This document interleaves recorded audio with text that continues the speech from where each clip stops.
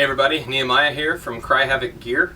We're doing a little bit of a video series on some of our popular products. Some of these have had videos on them before, some of them have not. So first we did the Banshee, which I hope you guys have already seen. Next I'm going to move on to the Raven, which is another product that we've actually never done a video on here at Havoc Gear. I know we've done some videos on other products, and this is a very, very popular holster. We sell a whole lot of these. And I have no idea why I've never done a video on them, but here it is. So the Raven is an inside the waistband holster for a light bearing gun. So any of the Glocks will be able to fit, any of the M&Ps, most everything that's out there on the market will have a holster for you. So if you have questions or you don't see a model listed on our website, there's a good chance that we can get it anyway. I just don't list everything on the website because the stuff on the website is some of the more common stuff. And it's not worth messing with. So anyway, moral of the story is if you have a gun that is not listed on the website, let me know and I'll see what I can do.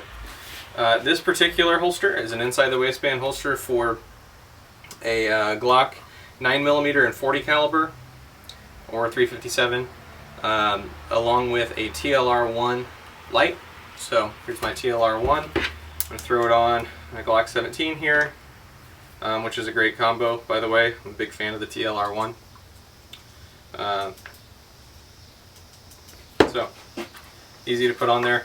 What you'll see often with light bearing holsters is that because the primary retention point is the light versus the trigger guard, that you won't have a nice positive click when you're holstering a gun that has a light on it. Most of that is because it's really hard to get a nice positive click with something that's round like this. But we've worked very hard on each and every one of our models that we offer to be able to find a point where we can still index some point on the light with a point on the holster where we can get positive retention based on the light, not just a friction fit. And if you've ever carried a gun with a light on it, and you've bought holsters from some of our competitors, I'm not going to down anybody's products. There's a lot of great products out there.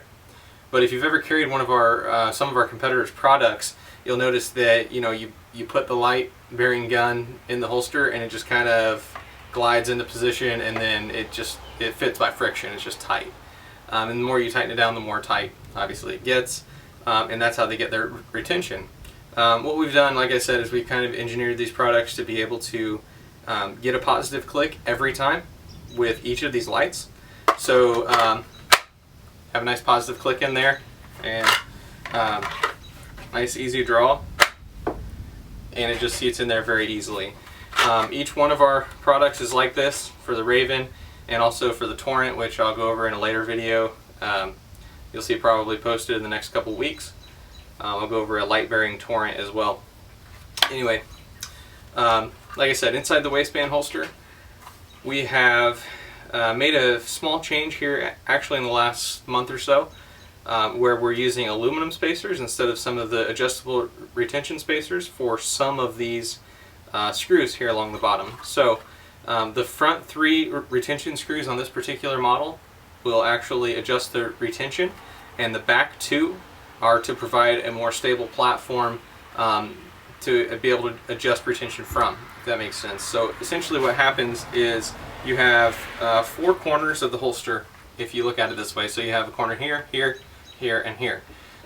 This corner and this corner are not moving because they're joined by the sight channel. So you have these corners right here. So previously what you would do is just adjust each one of these screws to make each one a little bit tighter or each one a little bit more loose until you get something that you like.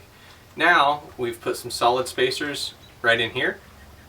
So these solid spacers allow us to have a 3rd corner that's not moving. So the only thing that moves when you adjust the retention, on this holster is this corner of the holster right here where the actual light goes into.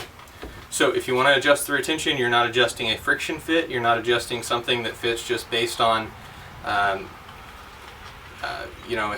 tight it is over the light. You're adjusting the actual fit, the actual snap adjustment of the holster, of where the light indexes into the holster. So This is, just an excellent quality product. Thought I'd go over the retention process a little bit.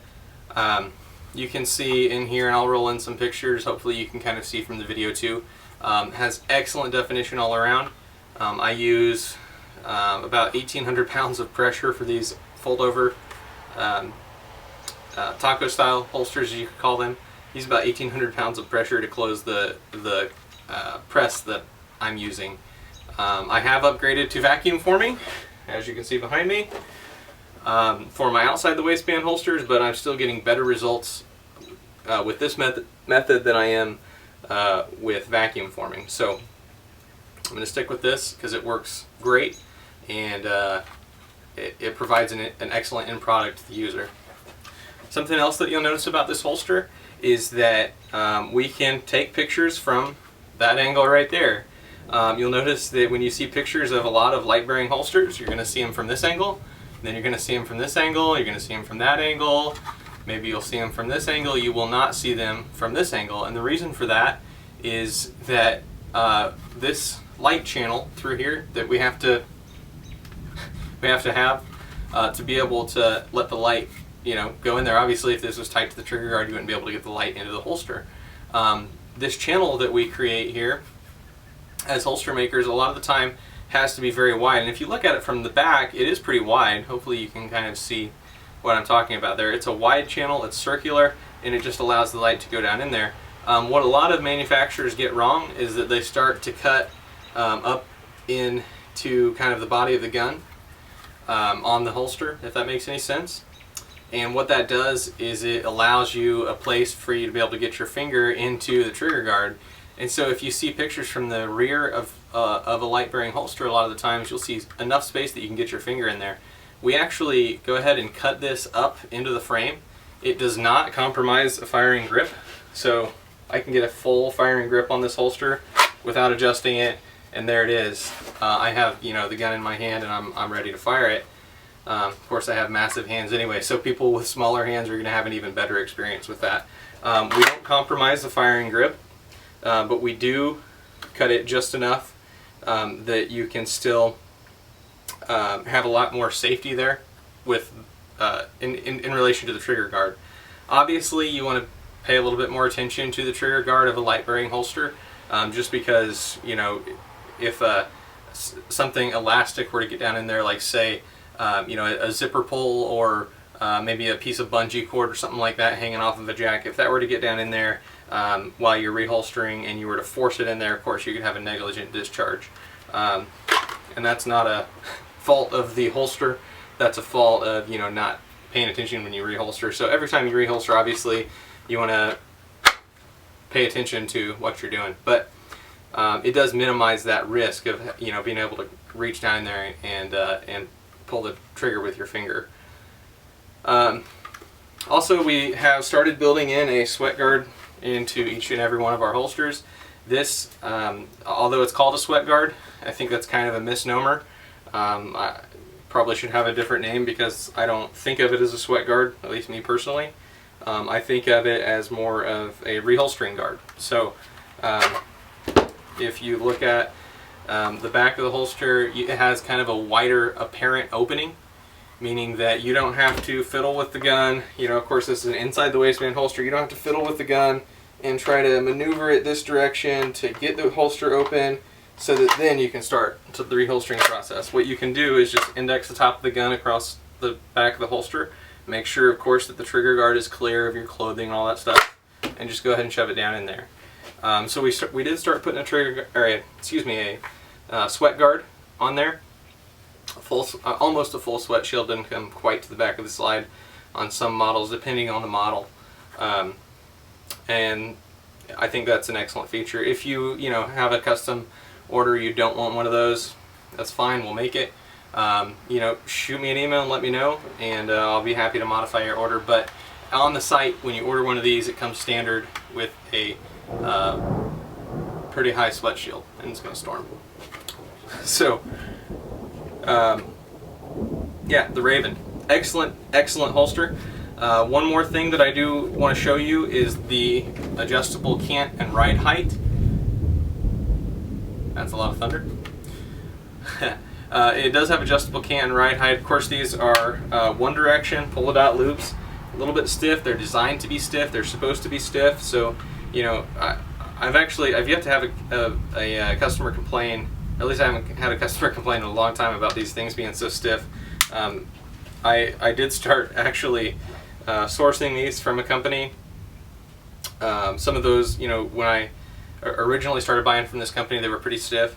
They have fixed the product since then, but overall, it's something that's better than what I can make in my shop. These loops here, and you know, I could save some money probably on the loops. I know I could save some money on the loops if I made them on my own, but I don't, because I'm more concerned with safety and security. These are very secure. They're very safe.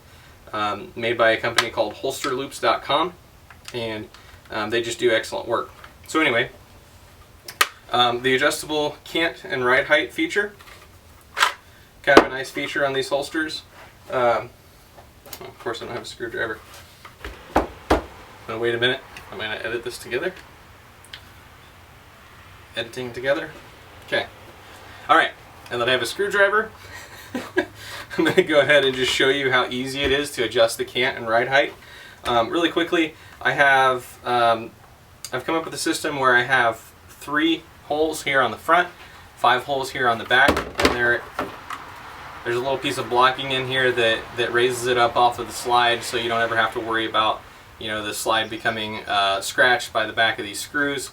There's, you know, a lot of engineering that goes into making sure that that process is correct. So here's how easy it is to change the ride height. Like I said, there's 5 on the back, 3 on the front, so it provides a total of like 15 different cant and ride height options. Really easy to change. Right here I have, you can imagine where the belt is going to sit right there, so it provides you just enough space right there to, you know, to grab this. So this would be set up, say, for appendix carry. It's a pretty high ride height, and then of course you can cant it forward a little bit if you need to for appendix. Anyway, let's change it to, let's say, a 3 to 4 o'clock carry. So maybe a forward cant. What you're going to do is just unscrew this screw right here. Very simple. You're going to take out this little spacer. Don't lose the spacer. Do this in a well-lit area so that you don't lose anything, because that can be very frustrating. Take out this little post. It'll just fall out once you take the screw out. And then you're going to put it on the next hole. You're going to put your spacer back on there. Then you're going to go ahead and just screw this thing back on. I didn't time myself, but it probably took all of about 30 seconds to change that. So then you have forward cant with a pretty high ride height. So this would be for 3 to 4 o'clock carry. You can see where it would be, where it would sit right there at about that angle. Well, probably 4 o'clock carry. Depending on how you want to carry your gun, obviously it's going to put the grip up a little bit higher, or a little bit forward so that it sits over the light. It's going to aid in concealment. However you want to carry this thing, that's how you can carry this thing. The Raven's an excellent holster. It's very adjustable. It's very user friendly. Like I said, we sell a lot of these, and we do actually offer a combo with these, kind of a combo deal, I guess you could say, and a kit. And this is a different color, but I'm going to show you anyway. This is our semi-universal mag carrier that would come with this. Of course, this is in Ranger Green, and this is in Steel Gray, but you get the point. You can buy one of these, and one of these mag carriers is like $35, I think, on the website. If you buy Raven for like an extra 15 bucks or somewhere around, along those lines, you can get one of these made and as an add-on, and they are just excellent. So the idea is that these are semi-universal, and I'll go over the specifics a little bit more in a video, and another video, and I'll link to that in the description. But these particular mag carriers are designed to be carried inside the waistband or outside the waistband, and you can use them with bullets facing forward or rearward. I'll grab a Glock mag here, and fits pretty securely. Take it out, fits pretty securely. Again, it has kind of the same concept with the aluminum spacer and the adjustable retention. So if you want it a bit more tight, tighten it down a little bit. That thing's not coming out of there unless you pull it. So very easy to adjust. These are excellent. I carry one every day. Of course, I don't typically carry a Glock anymore, but I carry a 1911 and I'm left-handed, so I carry one of these guys outside the waistband with my 1911 mags, of course. Just an excellent product. But the Raven, you know, if you're carrying a light-bearing holster, or excuse me, a light-bearing gun, you know how difficult it can be to find holsters that will fit your needs, and you know how difficult it can be to conceal a light-bearing gun. I know you're probably thinking, oh, a Glock 17 with a light, why are you even thinking about wearing that inside the waistband?